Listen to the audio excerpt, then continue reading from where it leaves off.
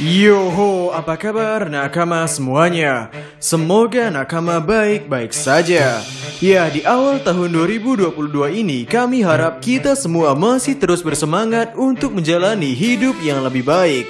Dari tahun 2021, kami belajar bahwa sebetulnya kita tidak perlu cepat-cepat untuk sampai ke tujuan kita. Kita tidak perlu khawatir karena teman kita lebih cepat sampai ke tujuan mereka. Yang penting adalah kita bisa menikmati setiap langkah yang kita ambil dalam kehidupan ini. Kami pernah mendengar sebuah quotes bahwa menikmati proses lebih baik daripada tujuan itu sendiri. Hoho, mengenai manga One Piece, kami ingin membuka diskusi lebih dalam dari seorang nakama yang berkomentar. Namanya adalah Silent Please Channel. Komentarnya sangat-sangat bagus. Inti dari komentar dia adalah tentang bagaimana keterkaitan unsur-unsur Indonesia dengan unsur-unsur yang ada dalam manga One Piece. Sehingga akan sangat seru jika kita menguliknya lebih dalam. Baiklah, tanpa basa-basi lagi, langsung saja mari kita mulai. Unsur Indonesia yang paling sering disinggung oleh para lovers yang berkaitan dengan One Piece adalah Jayabaya, sebuah tokoh Indonesia di masa lalu yang memiliki kemungkinan cukup besar yang berkaitan dengan Joy Boy. Awalnya kami hanya mengira bahwa Jayabaya hanyalah sebuah ketidaksengajaan yang berkaitan yang dilakukan oleh Eiichiro Oda. Karena kami sempat berpikir bahwa sepertinya Eiichiro Oda tidak akan mengulik budaya Indonesia sampai sedalam itu. Namun jika kita bersama-sama membaca komentar dari nakama yang satu ini, pemikiran tadi akan langsung berputar 180 derajat. Nakama kita itu berkomentar bahwa Lunaria itu sebenarnya berasal dari kata Lemuria, tetapi Oda memplesetkannya menjadi Lunaria, yang mana Lemuria itu sendiri adalah bangsa zaman dahulu yang kini telah musnah, berkaitan juga dengan benua Atlantis yang hilang. Lemuria sendiri adalah bangsa nenek moyang tanah Asia yang letaknya berdekatan dengan Indonesia saat ini. Bangsa tersebut memiliki kekuatan spiritual yang tinggi. Ini juga ada kaitannya dengan situs Gunung Padang atau piramid yang ada di tanah Jawa. Lemuria atau Lunaria juga berkaitan erat dengan kerajaan kuno. Oda bukanlah mangaka yang asal-asalan membuat cerita. Dia tentu sangat mempelajari sekali setiap sejarah-sejarah semua bangsa yang ada di dunia. Dan itulah yang satu persatu ia rangkai menjadi alur cerita One Piece. Sebelum menjadi Indonesia, katakanlah sewaktu masih disebut dengan sebutan Nusantara, kita memiliki kerajaan-kerajaan yang cukup banyak dan memiliki ilmu supranatural yang cukup dikenal oleh seluruh manusia di dunia. Dan Nusantara atau Indonesia adalah negara atau daratan yang memiliki 100 lebih gunung berapi. Tak ada lagi di negara lain. Itu merupakan suatu fenomena yang membuat dunia melihat Nusantara atau Indonesia sebagai tempat yang istimewa. Tidak sedikit negara-negara yang ingin menjajah Indonesia dari zaman dahulu.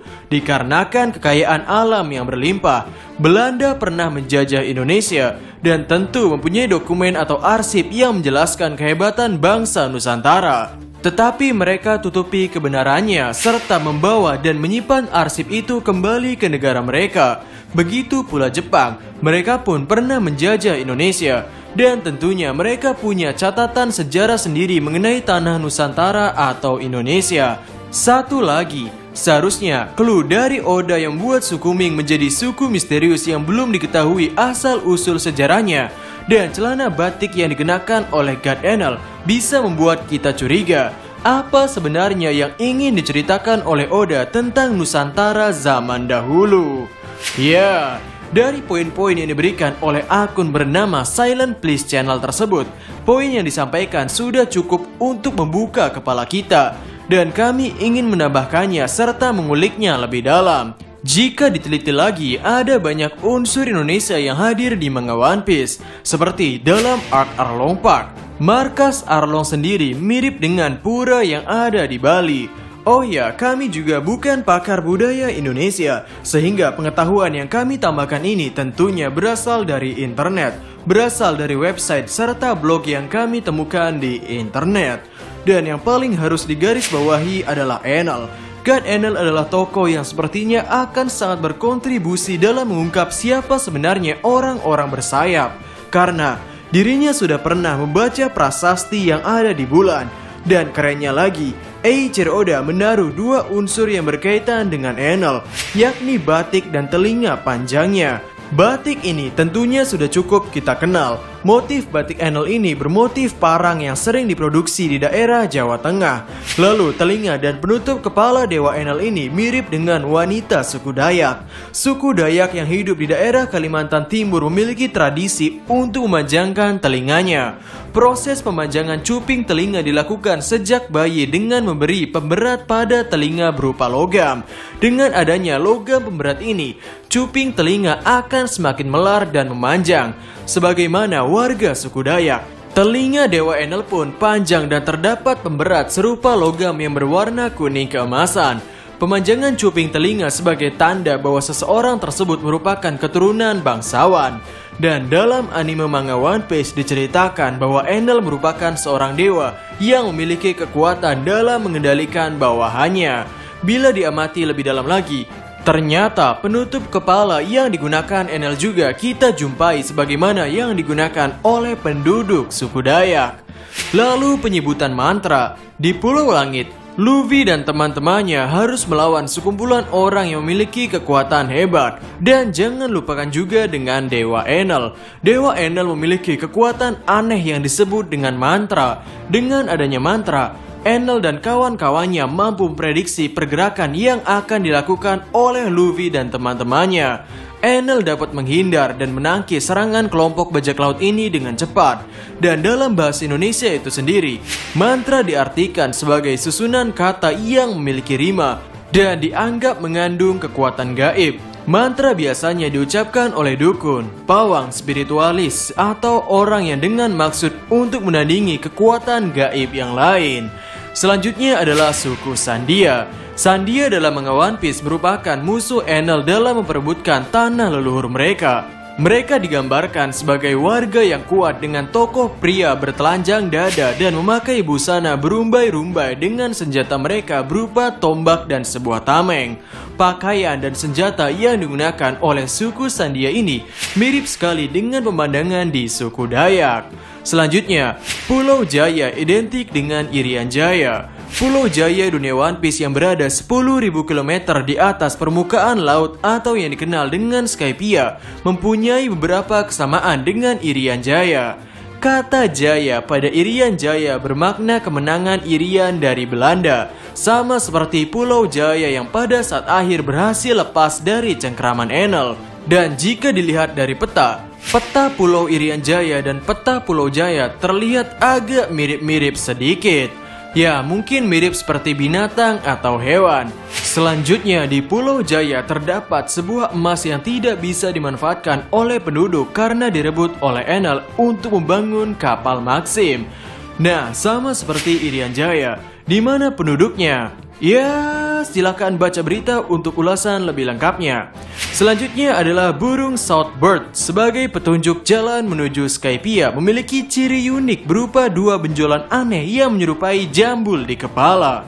Dan paruh besarnya ini merupakan sebuah ciri khas. Jenis burung ini menyerupai burung-burung tingang atau burung rangkong yang merupakan jenis hewan endemik Pulau Kalimantan, Indonesia.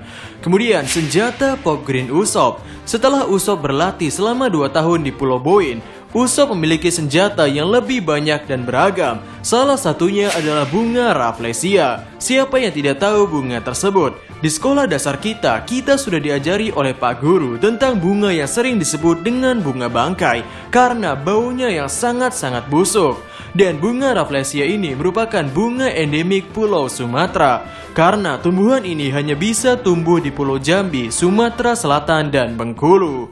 Kemudian rumah gadang markas besar Duval. Dari segi bangunan sangat terlihat sekali bahwa markas Duval sang pemimpin Fish Flying Rider sangat menyerupai rumah adat gadang yang berada di Kepulauan Nias. Gadang memiliki ciri terbuat dari kayu dan terdapat tangga yang menghubungkan menuju ruang utama. Serta jangan lupakan juga dengan markas Neko Mamushi yang mirip dengan rumah gadang Minangkabau Sumbar. Ya, kemudian yang terakhir adalah kisah Joy Boy yang begitu mirip dengan Jayabaya. Itu adalah beberapa deretan fakta kaitan Indonesia dengan manga One Piece. Awalnya kami tidak ingin membahas hal ini karena mungkin jika dibahas akan ada beberapa netizen yang menganggap bahwa kami over proud. Namun kira-kira kenapa kami membahasnya? Karena hampir dari kebanyakan unsur Indonesia yang berkaitan dengan One Piece tersebut memiliki kaitan yang sepertinya berkaitan erat dengan bulan dan kerajaan kuno. Mulai dari suku Ming yang sejatinya berkaitan dengan bulan ternyata memiliki rumah gadang di dalamnya. Kemudian keseluruhan unsur Ark Skypiea yang banyak sekali unsur Indonesia di dalamnya. Mulai dari Enel, pengucapan mantra, kota emas, Sandia, Pulau Jaya, dan lain-lainnya. Kemudian yang paling terakhir adalah Joy Boy yang sepertinya berkaitan dengan Jayabaya. Maksud kami, meskipun ada unsur Indonesia di dalam manga One Piece, sepertinya unsur Indonesia yang hadir dalam manga ini memiliki peranan yang sangat besar dalam cerita. Unsur Indonesia yang hadir di sini bukan hanya sekedar referensi yang dimasukkan untuk menggait pembaca dari Indonesia. Mungkin Eiichiro Oda sendiri memang benar-benar mempelajari bagaimana budaya Indonesia dan sejarah Indonesia. Ya, hal ini membuat kami cukup tercengang. Sehingga itu saja video untuk hari ini. Bagaimana menurut nakama semuanya? Jadi, kami Diskusope dan terima kasih banyak.